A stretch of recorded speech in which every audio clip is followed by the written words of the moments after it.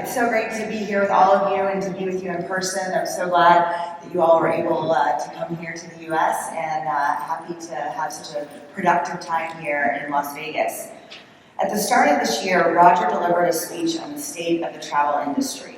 And in that speech, he outlined a hopeful future for our industry, travel's next great chapter. We're not just focused on recovery from this crisis, but how we can improve and strengthen the travel industry far beyond the pandemic.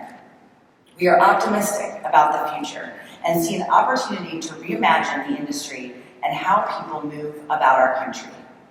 One particular area of focus for this association is the future of travel mobility, which aligns with our push for greater investment in our nation's infrastructure programs.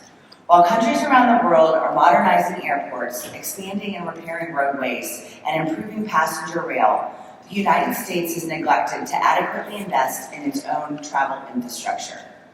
That, coupled with the opportunity to accelerate our work as we recover from the pandemic, U.S. travel is embracing a bold agenda that will address our country's aging infrastructure and enable the United States to become a leader in building innovative, efficient transportation systems with the traveler in mind.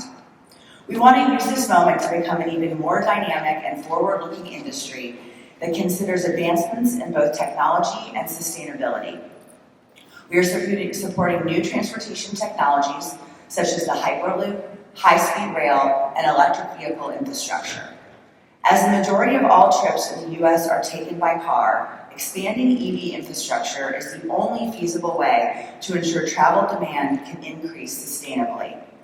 Not to mention, the major automakers have set robust goals for all electric fleets for as early as 2035. We must ensure that our destinations, our hotels, and the whole of our industry is looking forward, that we're seeing around the corners and curves to optimize the travel experience, not for domestic travelers, not just for domestic travelers, but as we welcome the world back to the United States.